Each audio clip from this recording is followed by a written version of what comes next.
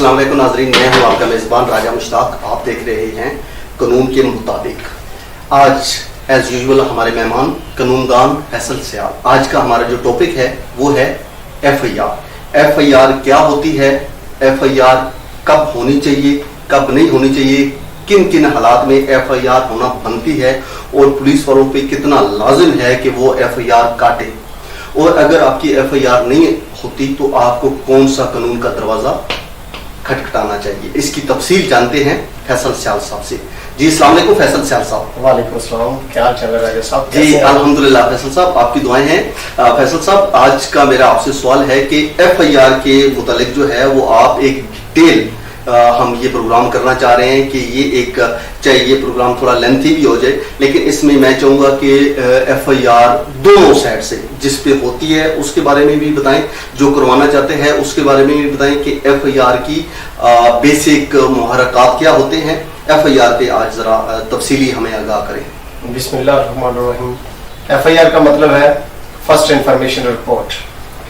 बहुत सारे हमारी कम्युनिटी में लोग आशना नहीं है कि FIR क्या होती है। देहातों में अक्सर पर्चा कहकर इसको बुलाया जाता है। तो मैं आपको बताता चलूं कि ये FIR first information report regarding cognizable offence होती है। जब कोई भी जुर्म होता है उसकी दो काइंड्स होती हैं। जी जी। उसकी डिवीजन दो काइंड्स में की गई है, कॉग्निजेबल ऑफेंस और नॉन कॉग्निजेबल ऑफेंस। ठीक है। कॉग्निजेबल ऑफेंसेस वो होते हैं जिसमें पुलिस बंदे को अरेस्ट कर सकती है अगर वो in the presence of police officials कोई जुर्म किया जा रहा हो और उसकी नेचर जो है वो कॉग्निजेबल हो, तो पुलिस बंदे को फौरन पकड़ लेती है। जो दूसरी काइंड ऑफ ऑफेंस है वो है नॉन कॉग्निजेबल ऑफेंस। आल्दो वो जुर्म पुलिस की मौजूदगी में हो, सरजद हो रहा हो, पुलिस के पास कोई इख्तियार हासिल नहीं कि वो किसी को अरेस्ट कर ले। देखें, हमारा जो क्रिमिनल प्रोसीजर कोड है उसमें एक शेड्यूल दिया गया है जिसे हम शेड्यूल 2 कहते हैं। उसमें आगे कैटेगराइज किया गया है जराइम को कि कौन से जराइम जो है वो काबिल दस्तंदाजी है जो जराइम है और कौन से नाकाबिल दस्तंदाजी है। ठीक है। नाकाबिल दस्तंदाजी जो जुर्म है उसमें पुलिस के पास कोई इख्तियार नहीं होता कि वो किसी इंसान को, किसी फर्द को अरेस्ट कर ले। तो नॉर्मल ऐसे, सॉरी आपको इंटरप्ट करूं, नॉर्मल ऐसे क्या होता है कि आम हालात में ये पुलिस, ये जो पुलिस के पास इख्तियार है इससे तजावुज करती है। तकरीबन मैं समझता हूं कि ऐसा तो कभी नहीं होता कि अगर जो मुल्जिम है वो अगर कोई इतना पावरफुल नहीं है तो पुलिस तो उसको अरेस्ट कर लेती है। देखें, जो जराइम जिनकी सजा 2 साल से कम होती है हमारे पाकिस्तान पिनल कोड में, वो ज्यादातर जो जराइम है वो नाकाबिले दस्तंदाजी होते हैं और पुलिस उनमें अरेस्ट करने की पावर नहीं रखती। ये आपको नंबर 1 ये देखना पड़ेगा कि ये जो शेड्यूल 2 है CRPC में उसमें क्या वो काबिले दस्तंदाजी है या नाकाबिले दस्तंदाजी है। नंबर 2 वो ऑफेंसेस जिनकी पनिशमेंट लेस देन 2 ईयर होती है। ठीक है। या उसकी मतलब 2 ईयर हो या मोर देन 2 ईयर हो। नहीं, मोर देन 2 ईयर्स वाले नहीं। अच्छा, जिनकी लेस देन 2 ईयर पनिशमेंट हो या 2 ईयर हो, वो ऑफेंसेस ज्यादातर जो है वो नॉन कॉग्निजेबल है, नाकाबिले दस्तंदाजी है। उसमें पुलिस अगर किसी बंदे को अरेस्ट करती है से तजावुज करती है। सियाल साहब, ये थोड़ा सा क्लियर कर दें, नाकाबिले दस्तंदाजी क्या है?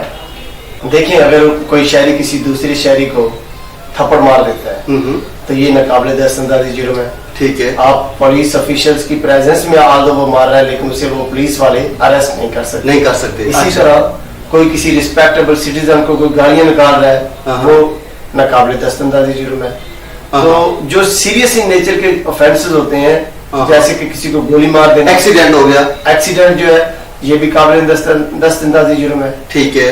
ठीक है। और किसी को कोई ज्यादा हर्ट कर देता है, कोई लेन देन में अगर कोई प्रॉब्लम होती है वो तो डिपेंड करता है कि लेन देन किस नदियत का है।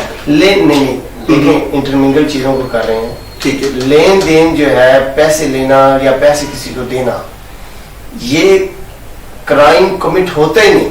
ये तो पुलिस की अजारादारी है कि वो पुलिस थाने पुलिस स्टेशन में बुलाकर लोगों को जलील किया जाता है कि आपके अगेंस्ट भाई इस बंदे को पैसे दो, अदरवाइज हम आपको बंद करेंगे। तमाम जो एक्ट है पुलिस के, ये बदमाशी है, ये दूसरे अल्फाज में ये बदमाशी। अच्छा, दूसरा मुझे ये थोड़ा सा क्लियर कर दें, ये अजारादारी क्या होती है? अजारादारी मीन मोनोपोली। अच्छा, मोनोपोली। मोनोपोली एक इंग्लिश वर्ड है जिसका मतलब ये है कि आप अपने इख्तियारात से बढ़ के तजावुज करना, तजावुज करते ठीक हैं, है। अपने इख्तियारात का गलत इस्तेमाल करते हैं, आपको कोई पूछने वाला नहीं होता। ठीक है, ये अजारादारी। ठीक है, ठीक है, ठीक है। फैसल सर साहब, आप मुझे ये भी जरा क्लियर कर दें कि ये जो FIR होती है, इसकी कोई सरकारी को फीस भी होती है? बिफोर लॉ ग्रेजुएट तो मैं भी यही समझता था कि इसकी कोई फीस होती है जो कोई पुलिस ऑफिशियल को देनी पड़ती है। जो बंदा भी मजलूब होता था या जिसके साथ भी कोई जुर्म होता था, वो पुलिस स्टेशन जा रहा होता था और कहता था कि जी मैं वो FIR करवाने के लिए फीस देनी पड़नी है। कानून में कोई ऐसी प्रक्रिया नहीं है, कानून में कहीं पे ये मेंशन नहीं है कि आपने पुलिस वाले को या SHO को या थानेदार को पैसे देने हैं तो फिर उस पर FIR होनी है। अच्छा, लेकिन जब एक बंदा एप्लीकेशन लेके जाता है पुलिस के पास, ठीक है, और पुलिस ने उसमें देखना है उस दरखास्त पे कि क्या इस दरखास्त से काबिल दस्तंदाजी जुर्म बनता है। अगर काबिल दस्तंदाजी जुर्म बनता है तो फिर SHO जो होता है वो ड्यूटी बाउंड है कि वो उसकी FIR रजिस्टर करे। कानून में कहीं पे किसी पुलिस ऑफिशियल के पास ये इख्तियार नहीं है कि वो अपनी मनमर्जियां करे। अगर फर्ज करें एक बंदा है, उसको किसी ने सर पर डंडा मारा है और उसकी खून बहाया और उसका मेडिकल हो गया है, इवन के मेडिकल नहीं भी होता तो उस पे ऑफेंस बज़ाहिर जो एक अपेरेंटली जो कॉन्टेक्स्ट ऑफ एप्लीकेशन है उससे ऑफेंस मेड आउट हो रहा है, तो SHO ड्यूटी बाउंड है कि वो उसकी FIR दर्ज करे। ठीक है, ये मैंडेटरी है, ये पुलिस के पास इख्तियार ही नहीं है कि वो रिफ्यूज कर दे जब एक कॉग्निजेबल ऑफेंस हो। अब दूसरा जो पुलिस रूल्स में ये मेंशन है कि अगर SHO को ये अंदेशा हो, ये सस्पिशन हो कि ये फेक FIR करवाने जा रहा है, तो फिर वो 24/4 की रपट लिख देते हैं अपने रोजनामचा में कि ये जो एप्लीकेंट है ये झूठा है और झूठी दरखास्त देकर FIR करवाना चाह रहा है। नहीं देखिए ना सर, उसको तो जब तक फर्स्ट इंफॉर्मेशन रिपोर्ट ही नहीं सबमिट होगी तो वो कैसे उस चीज का जायजा लगाएंगे कि ये झूठी है, ये सच्ची है।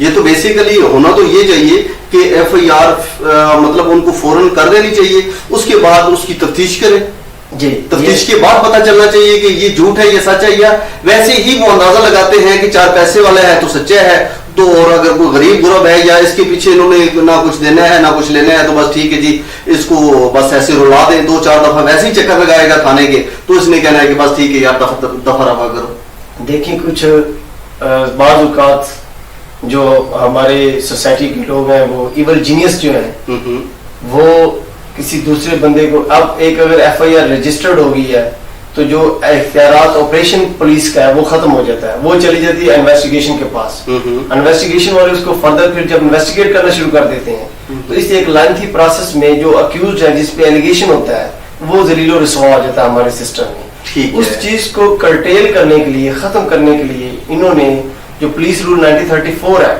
उसमें पुलिस को इख्तियार दिया गया है कि अगर SHO को ये अंदेशा हो कि ये FIR जो है वो झूठी है और इसको ब्लैकमेल करने के लिए करवाई जा रही है तो वो FIR उसके अगेंस्ट नहीं हो सकती।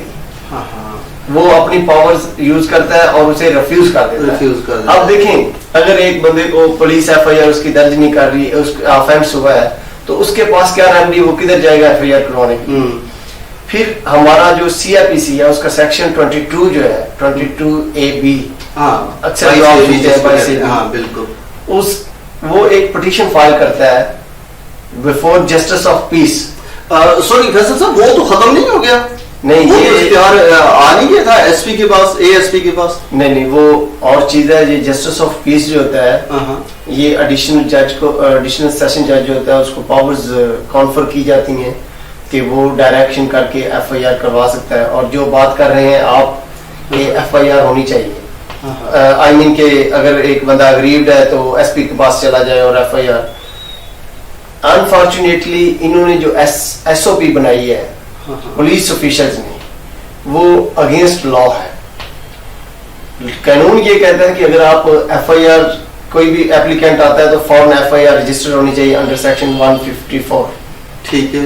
On the other hand police की जो SOP है वो ये कहती है कि फर्स्ट ऑफ ऑल जो SHO है वो रिकमेंड करेगा दोनों पार्टियों को सुनने के बाद डीएसपी को, डीएसपी उसके बाद जो कंसर्न एसपी होगा उसको रिकमेंड करेगा। ये इनकी पॉलिसी है। इनकी पॉलिसी में और जो लॉ है उसमें आपस में तजाद है, कंट्रेरी टू लॉ जो इनकी पॉलिसी है।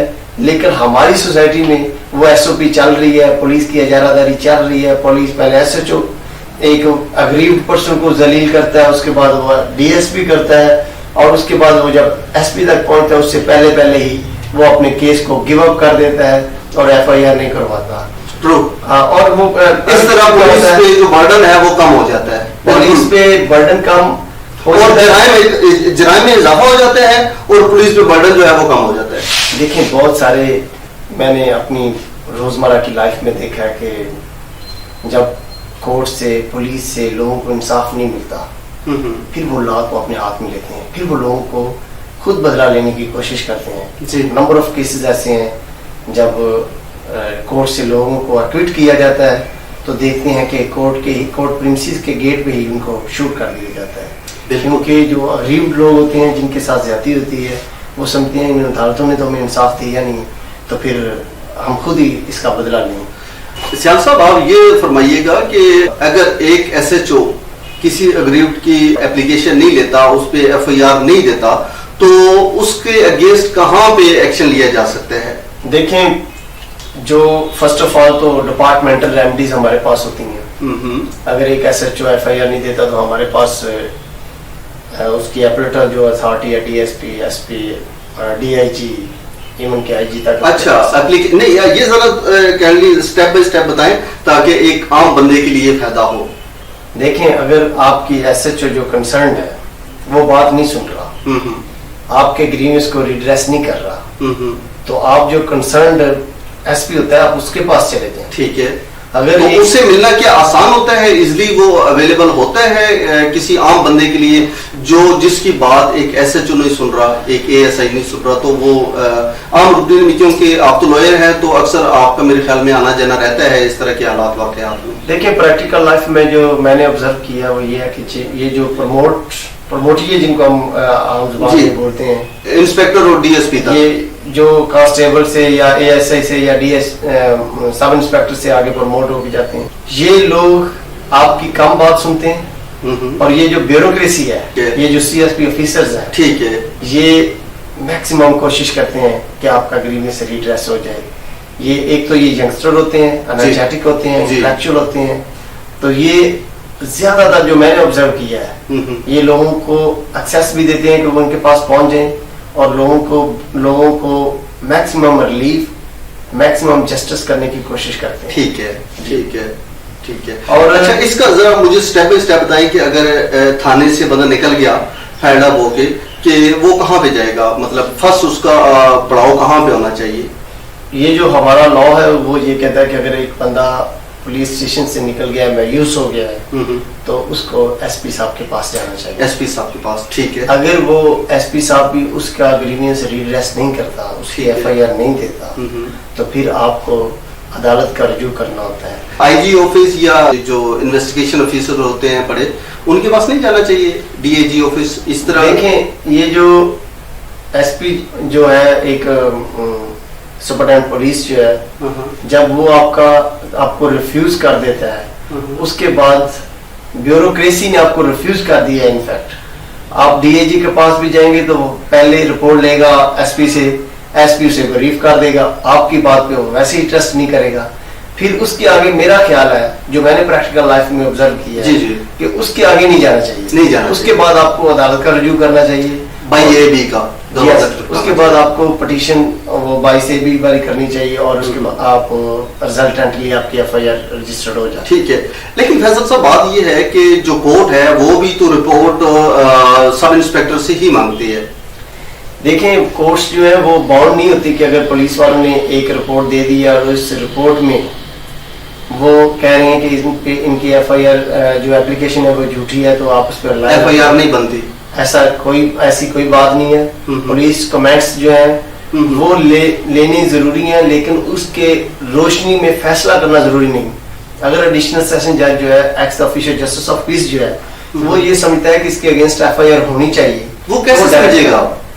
जो एप्लीकेशन के जो कंटेंट्स होते हैं, जी, इन फैक्ट तो उसने ये देखना है कि weather a cognizable offence made out from the contents of application और नॉट। ठीक है। वो उसको देखकर डायरेक्शन कर देते हैं और उस पे एफआईआर के ऑर्डर कर देते हैं। जी, बिल्कुल ठीक है। तो thank you so much Faisal Sial साहब, थैंक यू। नाजरीन, आप हमारे साथ रहे, आपने हमारा ये शो देखा। उम्मीद करता हूँ कि आपको इससे फ़ायदा होगा। और इन्हीं अल्फाज के साथ फैसल सियाल और राजा मुश्ताक को इजाज़त। एक इंशाल्लाह ताला एक नई वीडियो के साथ हाजिर होते हैं। अगर आप हमारे चैनल पे नए हैं तो सबसे पहले आप हमारे चैनल को सब्सक्राइब करें और वीडियो को ज़्यादा से ज़्यादा अपने दोस्तों तक शेयर करें। अल्लाह हाफिज़।